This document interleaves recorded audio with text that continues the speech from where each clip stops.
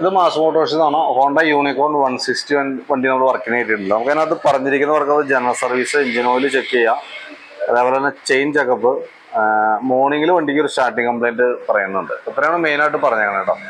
അപ്പോൾ നമുക്ക് ജനറലായിട്ട് സർവീസാണ് മെയിനായിട്ട് ഉദ്ദേശിച്ചാണ്. പിന്നെ ആ കൂട്ടത്തിയുടെ മോർണിംഗ് സ്റ്റാർട്ടിങ് കംപ്ലൈൻറ്റ് പറഞ്ഞേക്കുന്നതുകൊണ്ട് നമ്മൾ ആ ഭാഗം കൂടി ഒന്ന് ചെക്ക് ചെയ്ത് വിടുന്നുണ്ട്. അപ്പോൾ നിലവിൽ നമുക്ക് അതിൻ്റെ ബാക്ക് ബ്രേക്ക് ഒക്കെ നമ്മൾ ചെക്ക് ചെയ്യാൻ വേണ്ടി അയച്ചിട്ടുണ്ട്. ഓൾറെഡി നമുക്ക് ജനറൽ സർവീസിൻ്റെ ഭാഗമായിട്ട് ചെക്കിങ്ങിന് വേണ്ടി അയച്ചാണ്. അപ്പോൾ ബ്രേക്ക് ലൈനറൊക്കെ മാക്സിമം അഡ്ജസ്റ്റിങ്ങിലാണ് കിടക്കുന്നത് കേട്ടോ. പരമാവധി അഡ്ജസ്റ്റ് ചെയ്തിട്ടാണ് അതിൻ്റെ ബ്രേക്കിൻ്റെ ക്യാമൊക്കെ ഒരു മില്ലിങ് ഒക്കെ തിരിച്ചിട്ടാണ്. നിലവിൽ നമുക്ക് കിടക്കുന്നത് കമ്പനി ലൈനറാണ്, ഹോണ്ടയുടെ ഒറിജിനൽ ലൈനറാണ്. പക്ഷേ അതിൻ്റെ ഉപയോഗം ഏറെക്കുറെ ഒരു 80% കഴിഞ്ഞിട്ടുണ്ട്. പിന്നെ ബാക്കിലത്തെ വീലിൻ്റെ ഡാംബർ റബ്ബർ സെറ്റ് പൊട്ടിക്കിടക്കുന്നുണ്ട്. അപ്പോൾ അതൊന്ന് ചേഞ്ച് ചെയ്തിടാം. ചെയിൻ നമുക്ക് വീലൊക്കെ ഇട്ട് സെറ്റ് ചെയ്തതിന് ശേഷം ചെയിൻ ഒന്ന് ഗ്രീസ് ചെയ്തിടാം. ചെയിൻ കുറച്ച് വലിച്ച് ഏകദേശം ഇത്രത്തേക്ക് എത്തിയിട്ടുണ്ട്, പക്ഷെ കുഴപ്പമില്ല, ഉപയോഗിക്കാനുണ്ട്. പിന്നെ എയർ ഫിൽറ്ററൊക്കെ നമ്മൾ നോക്കി, എയർ ഫിൽറ്ററൊക്കെ നല്ല ഫിൽറ്ററാണ്, കമ്പനി ഫിൽറ്റർ തന്നെ കിടക്കണേ. കുറച്ച് പൊടിയൊക്കെ ഉണ്ട്, തൽക്കാലം തുടച്ച് ക്ലീൻ ചെയ്തിടാവുന്നുള്ളൂ. ബാറ്ററി നമ്മൾ നോക്കുമ്പോൾ 2025 ബാറ്ററിയാണ്, ആമറോണിൻ്റെ ബാറ്ററിയാണ്. നമ്മളതിൻ്റെ വോൾട്ടൊക്കെ നോക്കുമ്പോൾ മാക്സിമം വോൾട്ടൊക്കെ നമുക്ക് കിട്ടുന്നുണ്ട്. ലോഡ് കൊടുക്കുമ്പോഴായാലും 12.7 അപ്പോൾ നിലവിൽ ബാറ്ററിയുടെ ഭാഗത്തൊന്നും വേറെ പ്രോബ്ലം ഇല്ല. പിന്നെ നമുക്ക് ഈ ഭാഗങ്ങളൊക്കെ നമ്മൾ ജസ്റ്റ് ഒന്ന് ചെക്ക് ചെയ്ത് വിടുന്നുണ്ട്. അതിൻ്റെ സെൽഫ് റിലേ യൂണിറ്റിൻ്റെതൊക്കെയാണ്, അതൊക്കെ ജസ്റ്റ് ഒന്ന് ലൂബ്രിക്കേറ്റ് ചെയ്ത് വിടുന്നുണ്ട്. WD-40 അടിച്ചിട്ട് അതിൻ്റെ കോൺടാക്റ്റൊക്കെ ഒന്ന് ക്ലീൻ ചെയ്യുന്നുണ്ട്. പിന്നെ ഫ്രണ്ടിലേക്ക് വരുമ്പോൾ ഫ്രണ്ട് നമുക്ക് ഗട്ടറിലൊക്കെ ചാടുമ്പോൾ ഫ്രണ്ട് സൈഡിൽ നിന്ന് ചെറിയൊരു അടി വരുന്നുണ്ട്. ഈ കോൺസെപ്റ്റിൻ്റെ ചെറിയൊരു ലൂസ് കാണിക്കുന്നുണ്ട്, പൊടിക്ക് ലൂസായിട്ടുണ്ട് കോൺസെപ്റ്റ്. അപ്പോൾ അത് തൽക്കാലത്തേക്ക് ഒന്ന് അഡ്ജസ്റ്റ് ചെയ്തിടാം. കാരണം കൂടുതൽ ടൈറ്റ് ചെയ്ത് കഴിഞ്ഞാൽ നമുക്ക് ഹാൻഡിൽ ടൈറ്റ് കാണിക്കാം. അപ്പോൾ പരമാവധി ഉപയോഗിക്കാം. പിന്നെ ഈ ക്ലച്ചിന്റെ കേബിൾ ഇവിടെ പൊട്ടൽ തുടങ്ങിയിട്ടുണ്ട്, ഇവിടെ പൊട്ടി തുരുമ്പ് കാണിച്ചു തുടങ്ങിയിട്ടുണ്ട് കേട്ടോ. അപ്പോൾ അത് കൈയോടെ അത് മാറ്റി കളയാനായിരിക്കും ബെറ്റർ. ഇവിടെ തുരുമ്പ് ഉണ്ടാ, ഓൾറെഡി ഔട്ടർ പൊട്ടിയിട്ട് വെള്ളം ഇറങ്ങണ്ട അതിൻ്റെ ഉള്ളിലേക്ക്. അപ്പോൾ ക്ലച്ച് കേബിളൊന്ന് മാറ്റിയിട്ടേക്കാം. ഫ്രണ്ടിലേക്ക് വരുമ്പോൾ വീൽ ബെയറിംഗ് ഒക്കെ ചെക്ക് ചെയ്ത് വേറെ കുഴപ്പമൊന്നുമില്ല.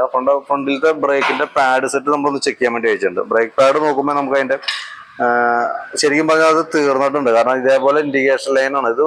ശരിക്കും ആ ലൈൻ കൊടുത്തേണ്ട ഒരു മാർക്കാണ് അത്. ശരിക്കും ആ ഭാഗത്തോട് ചേർന്ന് വന്നു കഴിഞ്ഞാൽ മാറ്റണം എന്നുള്ളതാണ്. ഇത് സെയിം ഇതേപോലെ തന്നെയാണ് ഈ ഭാഗത്തും. അപ്പൊ ഇതിന്റെ നോക്കുമ്പോൾ ഒരെണ്ണം മാഞ്ഞു ഒടുങ്ങിയിട്ടുണ്ട്, മറ്റേത് അതിനോട് ചേർന്ന് വന്നിട്ടുണ്ട്. അപ്പൊ എന്തായാലും നമുക്ക് അടുത്ത സർവീസ് വരെ ഒന്നും ഇത് കെടുക്കില്ല. അപ്പൊ ഈ ലൈനർ ഈ ബ്രേക്ക് പാഡ് സെറ്റ് കൈയോടെ മാറ്റിയിടാനായിരിക്കും നല്ലത്.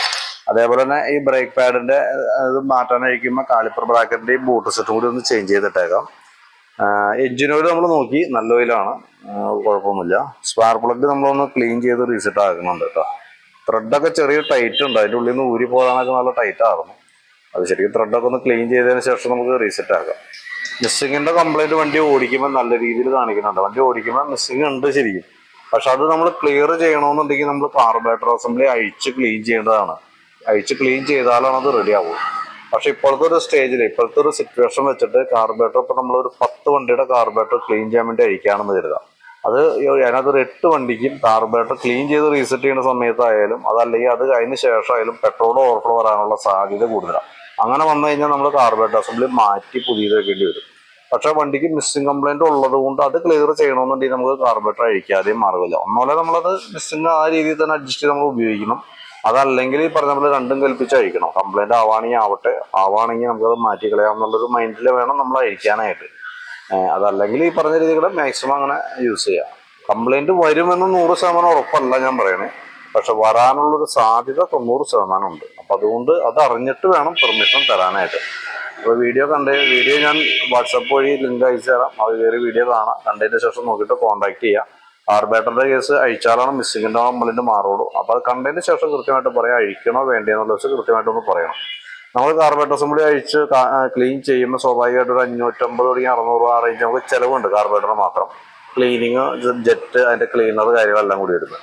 പിന്നെ വാക്യൂം പിസ്റ്റണോ തേമാനോ ഉണ്ടെങ്കിൽ അതിന് പ്ലസ് വാക്യൂം പിസ്റ്റണിൻ്റെ എമൗണ്ടും കൂടി അഡീഷണൽ വരും. അപ്പോൾ ഇത്രയും കൂടി കണ്ടിട്ട് വേണം നമ്മളത് പറയാൻ കേട്ടോ.